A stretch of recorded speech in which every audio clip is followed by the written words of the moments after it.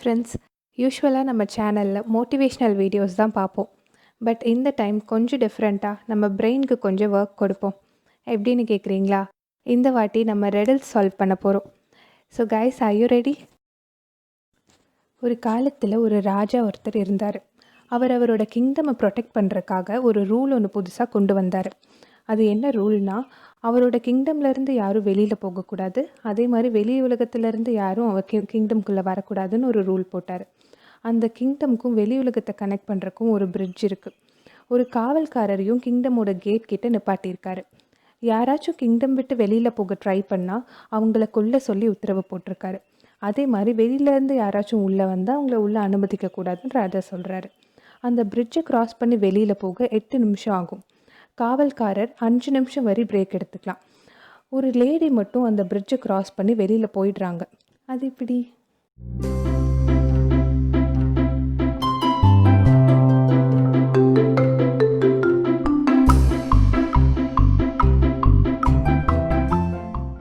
Answer என்னென்னா, காவல்காரர் 5 minutes பிரேக்கில் இருக்கப்போ அந்த லேடி வெளி உலகத்தை நோக்கி நடக்க ஸ்டார்ட் பண்ணுறாங்க. 5 மினிட்ஸ் முடிஞ்ச உடனே அந்த லேடி கிங்டமை நோக்கி திரும்பி நடந்து வராங்க.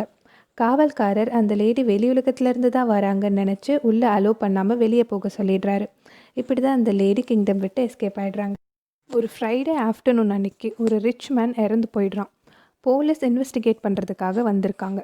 அப்போ போலீஸ் அந்த வீட்டில் இருக்க 5 பேரை சஸ்பெக்ட் பண்ணுறாங்க. ஒரு மெய்ட், ஒரு குக், ஒரு கார்டனர், ஒரு சர்வெண்ட், அப்புறம் அந்த இறந்து போனவனோட ஒய்ஃப். இவங்க 5 பேரையும் தனித்தனியாக விசாரிக்கிறாங்க. அப்போ மெய்ட் சொல்கிறா, நான் பிளேட்ஸ் வாஷ் பண்ணிகிட்டு இருந்தேன்னு. கார்டனர், நான் செடிக்கு தண்ணி ஊற்றிட்டு இருந்தேன்னு சொல்கிறாங்க. குக் வந்துட்டு, நான் பிரேக்ஃபாஸ்ட் சமைச்சிட்டு இருந்தேன்னு சொல்கிறாங்க. ஒய்ஃப், நான் டிவி பார்த்துட்டு இருந்தேன்னு சொல்கிறாங்க. சர்வெண்ட், நான் வந்துட்டு டெஸ்க்கு க்ளீன் பண்ணிகிட்டு இருந்தேன்னு சொல்கிறாங்க. இன்வெஸ்டிகேஷன் எல்லாம் முடிஞ்சக்கப்புறம் போலீஸ் அந்த கொலைகாரனை அரெஸ்ட் பண்ணிடுறாங்க. நீங்கள் யாராச்சும் கெஸ் பண்ண முடியுமா யார் கொலைகாரன்னு?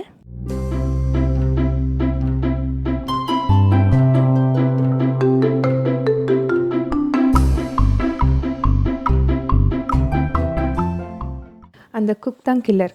பிகாஸ் அந்த ரிச்மேன் இறந்து போனது ஃப்ரைடே ஆஃப்டர்நூன் அன்றைக்கி.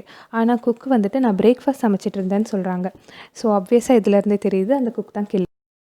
இஷிதான்னு ஒரு பொண்ணு 10 பேக் ஃபுல் ஆஃப் காயின்ஸ் வச்சுருக்காங்க. ஒவ்வொரு பேக்லேயும் 1000 காயின்ஸ் இருக்குது. ஆனால் ஒரே ஒரு பேக்கில் மட்டும் போலியான காயின்ஸ் இருக்குது. ஆனால் இஷிதாக்கு அது எந்த பேக்கில் இருக்குதுன்னு தெரியாது. ஒரே ஒரு டீட்டெயில் மட்டும் அவங்களுக்கு தெரியும். என்னென்னா, ஒரு ஒரிஜினல் காயினோட வெயிட் 1 கிராம் பர் காயின். ஆனால் ஒரு டூப்ளிகேட் காயினோட weight 1.1 gram per coin. So இதை யூஸ் பண்ணி இஷிதா எந்த பேக்கில் போலியான காயின்ஸ் இருக்குதுன்னு எப்படி கண்டுபிடிப்பாங்க?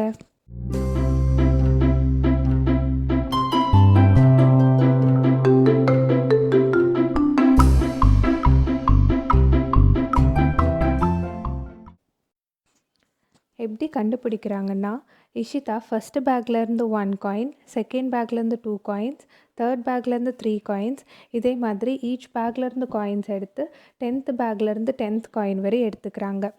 இதெல்லாம் டோட்டல் பண்ணால் 55 காயின்ஸ் வருது. இப்போ இந்த 55 காயின்ஸையும் ஒரு தனி பேக்கில் போட்டு வச்சுக்கிறாங்க. அந்த பேக்கோட வெயிட்டை செக் பண்ணுறாங்க. இப்போ ஃபார் எக்ஸாம்பிள், தேர்ட் பேக்கில் அந்த போலியான காயின்ஸ் இருக்குன்னா அப்போ வெயிட் வந்துட்டு 55.3 அப்படின்னு காட்டும். ஸோ இந்த டீட்டெயில் வச்சு இஷிதா எந்த பேக்கில் போலியான காயின் இருக்குன்னு கண்டுபிடிச்சிடுறாங்க. ஒருத்தர் பில்டிங்கோட 10th ஃப்ளோரில் வேலை பார்க்குறாரு. கிரவுண்ட் ஃப்ளோர்லேருந்து 10th ஃப்ளோர் போகிற வரை அந்த பில்டிங்கில் லிஃப்ட் இருக்குது. எல்லா மார்னிங்கும் அந்த எம்ப்ளாயி 7th ஃப்ளோர் வரை மட்டும்தான் லிஃப்ட் யூஸ் பண்ணுவார். 7th ஃப்ளோரில் இறங்கி 10th ஃப்ளோர் வரை ஸ்டேர் கேஸ் தான் யூஸ் பண்ணுறாரு. பட் சப்போஸ் அவர் கூட வேறு ஏதாச்சும் ஒரு எம்ப்ளாயி 10th ஃப்ளோர் வரை போகிறாருன்னா அப்போது அவர் கூட சேர்ந்து இவரும் 10th ஃப்ளோர் வரை போவார். அப்படி இல்லாட்டி சப்போஸ் அன்றைக்கி ரெய்னி டேவாக இருந்தாலும் அவர் 10th ஃப்ளோர் வரை போவார். மிச்ச நாள் எல்லாமே எவ்வளோ அவசரமாக இருந்தாலும் அவர் 7th ஃப்ளோரில் இறங்கி 10th ஃப்ளோர் வரை ஸ்டேர் கேஸில் தான் போகிறாரு. அது ஏன்?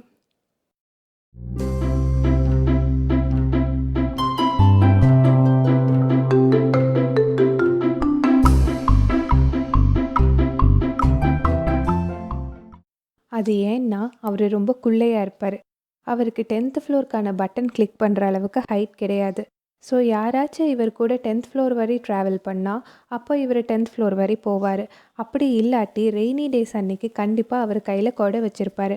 ஸோ கொடையை யூஸ் பண்ணி 10th ஃப்ளோருக்கான பட்டன் கிளிக் பண்ணி 10th ஃப்ளோர் வரை போவார். மிச்ச நாள் எல்லாமே எவ்வளோ அவசரமாக இருந்தாலும் 7th ஃப்ளோரில் இறங்கி 10th ஃப்ளோர் வரை ஸ்டேர்ஸில் தான் போவார். ஸோ இதுதான் இதுக்கான ஆன்சர். ஒரு போலீஸ் கைதியை அரெஸ்ட் பண்ணுறதுக்கு முன்னாடி அந்த கைதிட்ட ஒரு ஸ்டேட்மெண்ட் சொல்கிறாரு. அது என்ன மாதிரி ஸ்டேட்மெண்ட்னா, சப்போஸ் அந்த ஸ்டேட்மெண்ட் ட்ரூவாக இருந்தால் போலீஸ் அவனை தூக்கில் போட்டுருவேன்னு சொல்கிறாரு. சப்போஸ் அந்த ஸ்டேட்மெண்ட் ஃபால்ஸாக இருந்தால் போலீஸ் அவனை சுட்டு தள்ளிடுவேன்னு சொல்கிறாரு. ஸோ பிரிசனர் எப்படி சாமர்த்தியமாக ஒரு ஸ்டேட்மெண்ட் சொல்லி அவன் சாக போகிறதுலேருந்து தப்பிப்பான்னு உங்களால் கெஸ் பண்ண முடியுமா?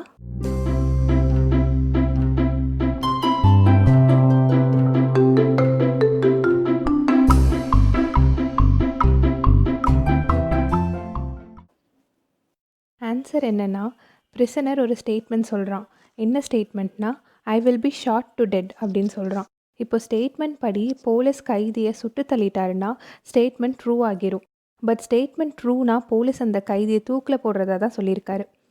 இப்போ சப்போஸ் கைதியை தூக்கில் போலீஸ் போடுறாருன்னா ஸ்டேட்மெண்ட் ஃபால்ஸ் ஆகிரும். ஸ்டேட்மெண்ட் ஃபால்ஸ்னால் கைதியை வந்துட்டு சுட்டு தள்ளணும். அப்புறம் எப்படி தூக்கில் போட முடியும்? ஸோ இப்படி தான் கைதி அவன் சாமர்த்தியமாக அந்த சாக போகிறதுலேருந்து தப்பிக்கிறான். உங்கள் எல்லாருக்கும் இந்த ரிடில்ஸ் பிடிச்சிருக்குன்னு நம்புகிறேன்.